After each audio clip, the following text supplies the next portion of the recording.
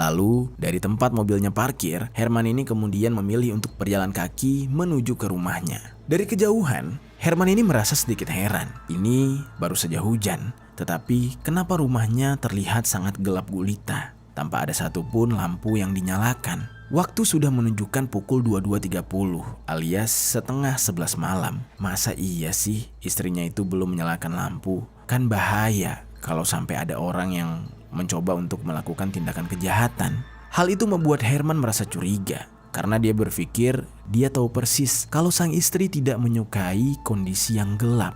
Dia takut malah terjadi hal yang tidak diinginkan dengan istrinya. Karena sudah merasa curiga, Herman mempercepat langkahnya tanpa membuat suara. Halo Sobat Pena, apa kabar hari ini? Assalamualaikum warahmatullahi wabarakatuh. Hari ini kita akan kembali membahas kejadian-kejadian nyata yang mengerikan yang terjadi di muka bumi ini. Cerita kali ini datang dari Sulawesi Selatan, di mana ada sebuah kasus mengenai pasangan yang istrinya itu ternyata berselingkuh. Perselingkuhan istrinya ini dipergoki langsung oleh suaminya sendiri di rumah mereka. Yang mana di saat itu sebenarnya suaminya ini sedang ada tugas di luar kota untuk urusan dinas. Namun entah mengapa tiba-tiba suaminya ini justru pulang lebih cepat dan mendapati sang istri yang sedang berselingkuh di rumah. Kejadian ini berakhir sangat tragis sobat. Ketika itu suaminya ini meluapkan emosi dengan mengambil sebuah tindakan yang sangat mengerikan. Tindakan seperti apa yang diambil oleh suaminya? Nah, sekarang kita bahas tentang kasus ini. Siap-siap untuk kalian akan merinding mendengar cerita kali ini. Langsung saja di Kata Pena.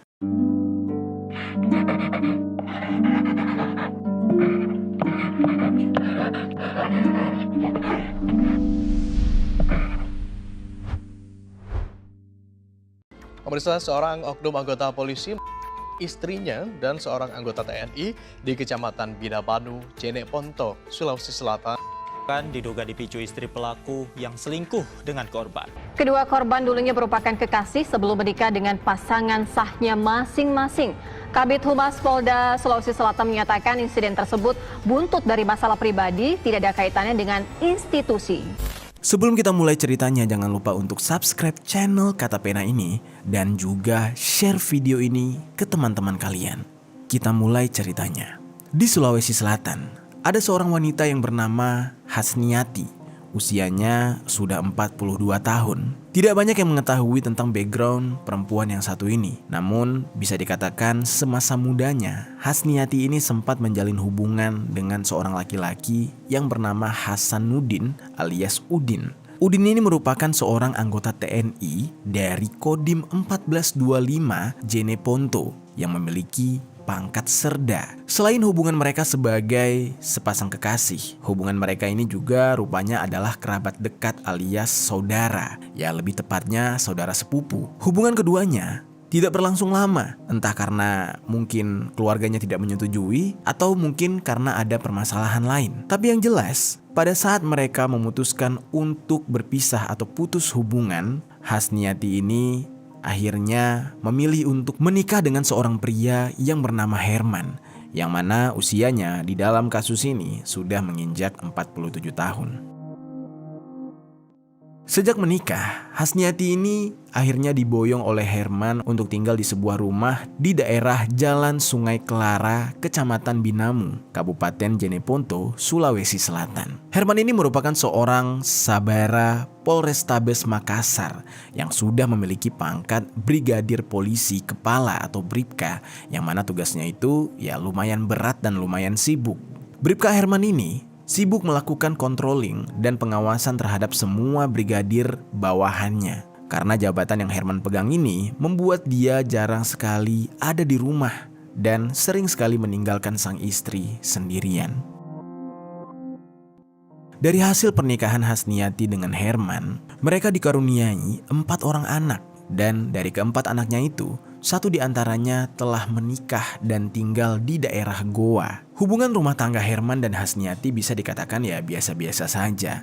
Semuanya berjalan dengan baik dan harmonis. Tidak ada masalah yang berat. Hasniati juga dikenal sebagai seorang istri yang sangat berbakti kepada suaminya.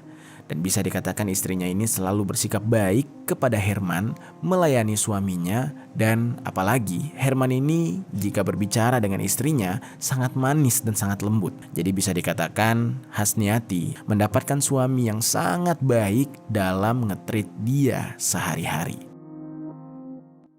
Begitu juga dengan anak-anak mereka. Mereka sangat menyayangi keempat anak mereka. Lalu selain baik di mata keluarga, Herman sendiri adalah sosok laki-laki yang juga sangat baik di mata rekan-rekan kerjanya. Dia dikenal sebagai orang yang berwibawa dan mengayomi masyarakat. Meskipun hubungan rumah tangga Herman dan Hasniati ini terlihat baik-baik saja, namun Hasniati yang sering ditinggalkan oleh Herman lama-lama merasa kesepian. Apalagi anak mereka semakin lama semakin bertumbuh dewasa dan lebih senang melakukan apapun di luar. Lebih senang main-main dan nongkrong di luar. Mereka jarang sekali menemani ibu mereka di rumah. Karena rasa kesepian tersebut, akhirnya membuat Hasniati secara sadar mencoba untuk mencari pelampiasan. Dia tiba-tiba menghubungi sepupunya lagi yang merupakan mantan kekasihnya dulu, yaitu Hasanuddin alias Udin. Tiba-tiba Hasniati ini memberanikan diri menghubungi Udin duluan. Lalu di saat itu terjadilah percakapan. "Halo Udin, kamu apa kabar?" Pada saat itu, Udin yang sebenarnya statusnya juga sudah menikah dengan orang lain, melihat isi pesan chat dari Hasniati, merasa sangat senang karena dia pun merasa perasaannya belum selesai dari masa lalu dengan Hasniati. Dia langsung merespon, "Hai Hasniati, kabar baik. Kamu apa kabar? Gimana kabar suamimu?" kata Udin di saat itu. Hasniati pun menyambut dengan sangat baik lagi. Dia bilang, "Aku baik-baik aja.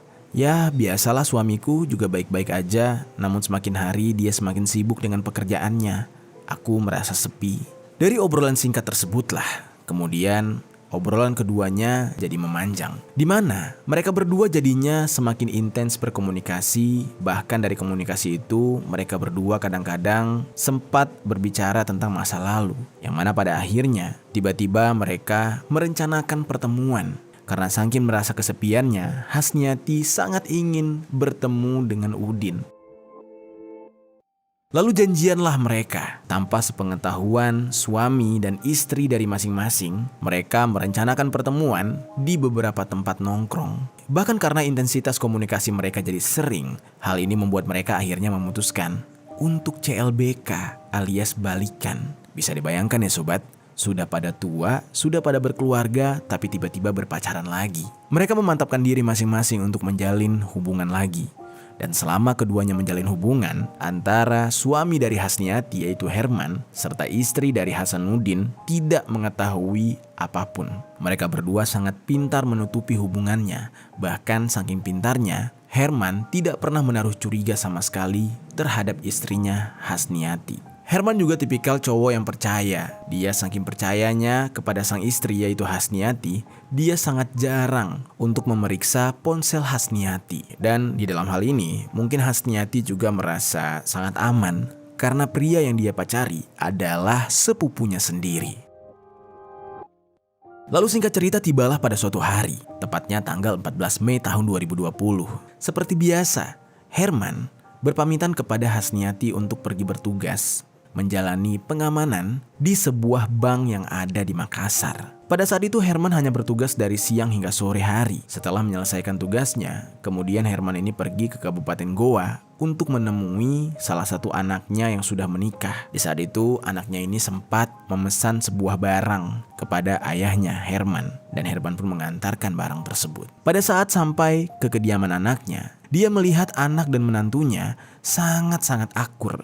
Mereka sangat berbahagia, mereka harmonis, dan tiba-tiba timbullah rasa kangen di dalam hati Herman kepada sang istri. Dia sempat berkata kepada anaknya, "Waduh, ayah lihat rumah tangga kamu sama suamimu harmonis banget ya.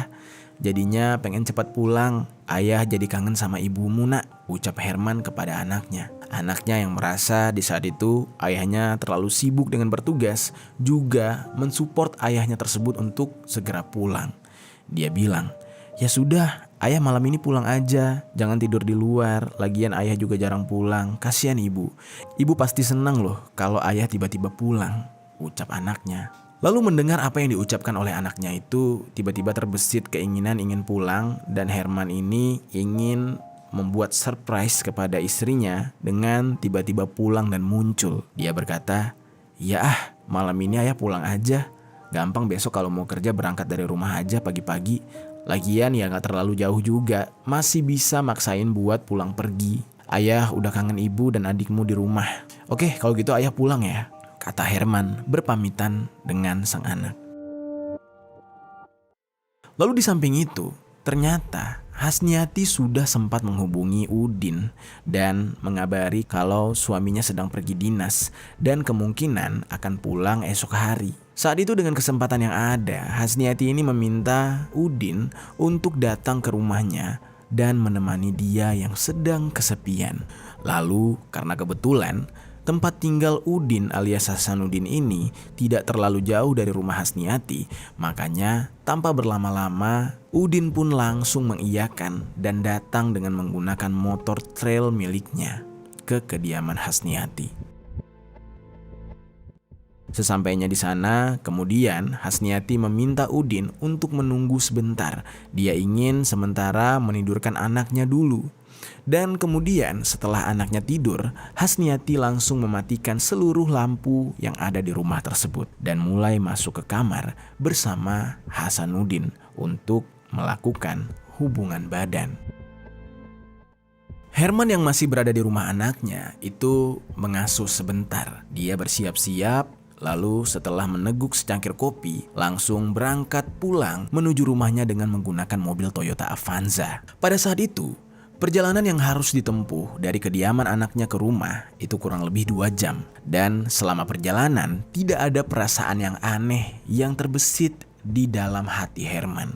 Herman melakukan perjalanan dengan lancar dan tibalah dia di daerah tempat dia tinggal, yaitu Jeneponto. Di saat dia hampir sampai di rumahnya, tiba-tiba hujan turun lebat. Keadaan tersebut ternyata membuat Herman malah enggan memasukkan mobil ke komplek tempat dia tinggal. Pasalnya, di depan rumahnya itu biasanya menjadi becek jika hujan dan selain itu, jalanan juga lumayan jelek dan sempit. Oleh karena itu, dia berinisiatif untuk memarkirkan mobilnya di depan komplek dan menitipkannya kepada security penjaga pintu. Lalu, dari tempat mobilnya parkir, Herman ini kemudian memilih untuk berjalan kaki menuju ke rumahnya. Dari kejauhan, Herman ini merasa sedikit heran. Ini baru saja hujan, tetapi kenapa rumahnya terlihat sangat gelap gulita? Tanpa ada satupun lampu yang dinyalakan. Waktu sudah menunjukkan pukul 22.30 alias setengah 11 malam. Masa iya sih istrinya itu belum menyalakan lampu? Kan bahaya kalau sampai ada orang yang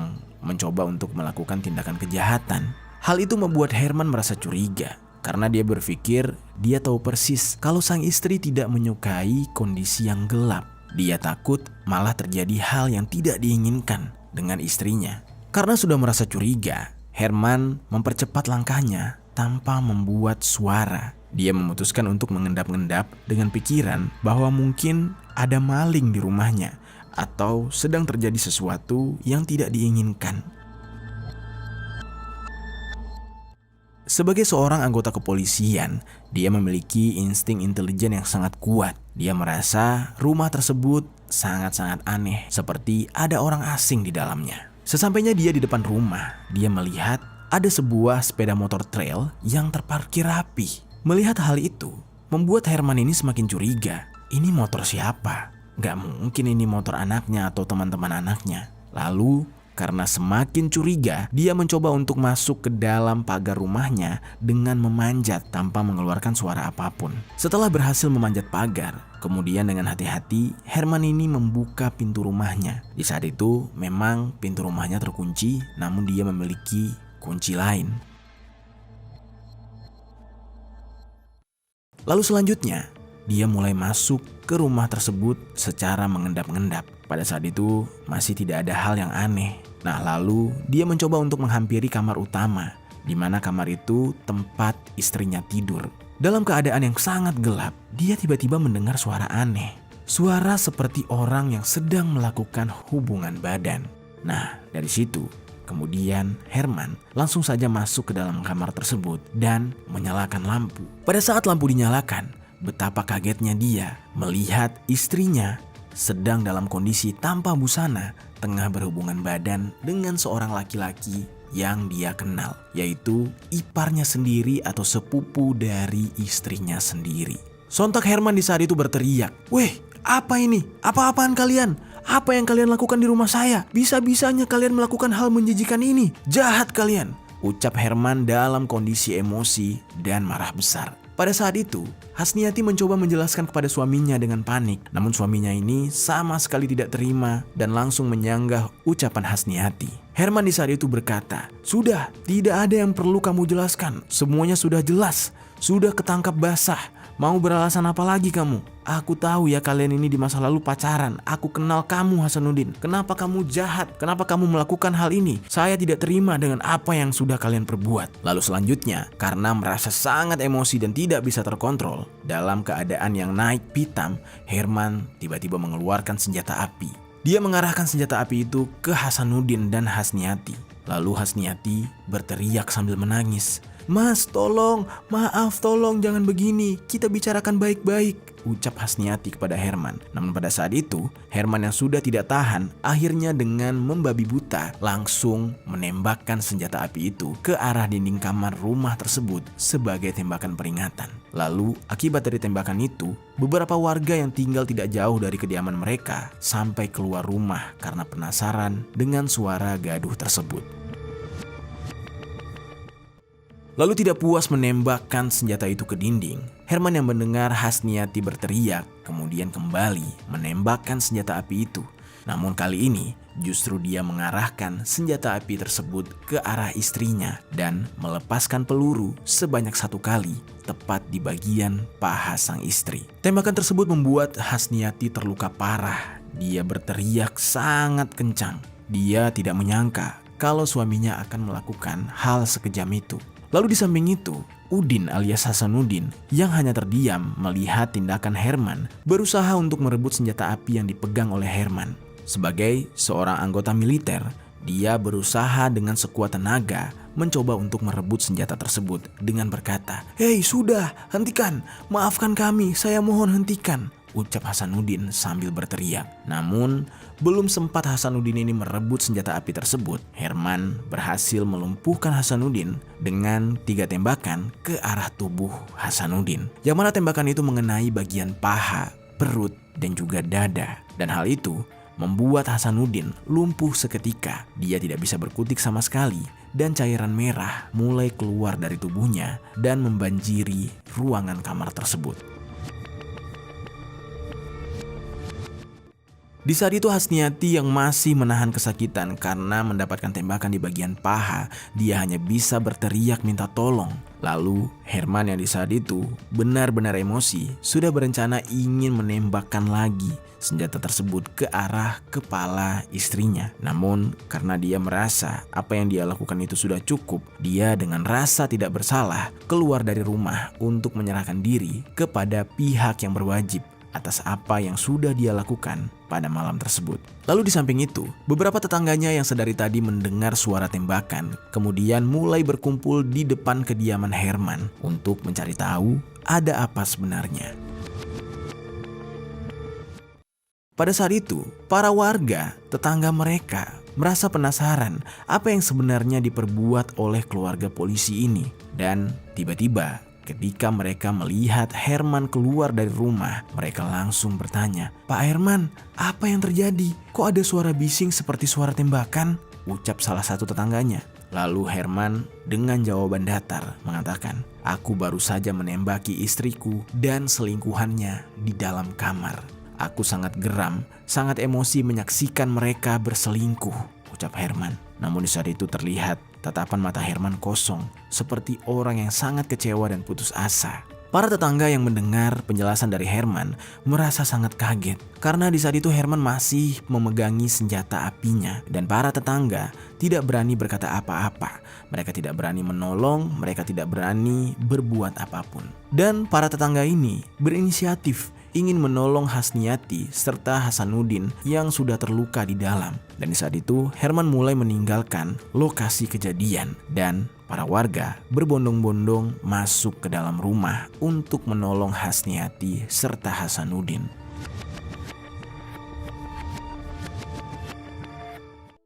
Setelah warga menolong keduanya, warga langsung membawa mereka ke rumah sakit yang berbeda, yang mana pada saat itu Hasniati dibawa ke rumah sakit Bayangkara, sementara Hasanuddin dibawa ke rumah sakit Pelamonia Makassar. Lalu tak hanya itu, salah satu tetangga juga sempat menghubungi pihak kepolisian untuk melaporkan kejadian tersebut. Dan tidak lama kemudian, setelah warga mencoba untuk melakukan pertolongan, barulah pihak kepolisian tiba di lokasi. Pada saat itu Herman tidak berontak sama sekali. Dia masih berada di sana dan malah yang ada ketika pihak kepolisian datang, Herman ini justru menyerahkan diri kepada pihak kepolisian yang merupakan teman-teman sejawatnya. Dia menyerahkan senjata api yang dia gunakan untuk menembaki istrinya dan selingkuhan istrinya tersebut. Pada saat itu, Herman merenung. Dia memasang wajah yang penuh penyesalan. Namun, pihak kepolisian langsung menangkap Herman dan menggiring Herman ke kantor polisi untuk dilakukan penyelidikan lebih lanjut. Sesampainya di kantor polisi, Herman yang backgroundnya adalah seorang polisi juga langsung menjalani beberapa pemeriksaan. Dia diinterogasi dan dengan segala barang bukti yang ada serta saksi yang ada, tepat pada tanggal 16 Mei tahun 2020, Herman mengakui semua perbuatannya dan menceritakan mengapa dia melakukan hal tersebut. Dia melakukan hal itu karena merasa sangat kecewa kepada sang istri. Herman pun ditetapkan sebagai pelaku, dikenakan 2 sanksi, yaitu tindak pidana umum dan kode etik kepolisian. Lalu di samping itu, 2 korban yang merupakan Hasniati sang istri dan selingkuhan yang bernama Hasanuddin kemudian mendapatkan penanganan yang intensif. Mereka di saat itu benar-benar kritis disebabkan oleh peluru yang bersarang di tubuh mereka. Beruntunglah bagi Hasniati, dia masih bisa diselamatkan karena cepatnya penanganan dokter, dan di saat itu keadaan Hasniati semakin lama semakin membaik. Namun sayangnya untuk Hasanuddin yang sudah melakukan operasi pengangkatan peluru, keadaannya semakin hari justru semakin memburuk dan pada akhirnya dia meninggal dunia tepat pada tanggal 29 Mei tahun 2020 di RS Pelamonia. Dari kejadian tersebut, istri dari Hasanuddin benar-benar kaget. Dia tidak menyangka kalau suaminya justru main belakang, dan main belakangnya dengan orang terdekat, yaitu sepupunya sendiri. Begitu juga dengan keluarga besar mereka. Mereka tidak menyangka kalau 2 anak mereka berakhir dengan perselingkuhan yang justru memakan nyawa. Mereka selama ini tidak tahu kalau Hasanuddin dan Hasniati masih menyimpan perasaan satu sama lain. Penyesalan sudah terlambat, semuanya sudah terjadi, pihak keluarga pun tidak bisa melakukan apa-apa. Dan Herman sebagai tersangka harus menjalani hukumannya, namun mendapatkan banyak respek karena dia mempertahankan harga dirinya sebagai seorang suami. Sementara itu, Hasniati bisa melanjutkan hidup, namun Hasanuddin harus menghadap ajalnya. Itulah dia sobat, cerita tentang perselingkuhan istri polisi yang berakhir sangat tragis karena suaminya memergoki sang istri selingkuh, lalu langsung menembaki sang istri dengan membabi buta sehingga menewaskan selingkuhan sang istri. Oke sobat, pelajaran apa yang bisa kita ambil dari cerita kali ini?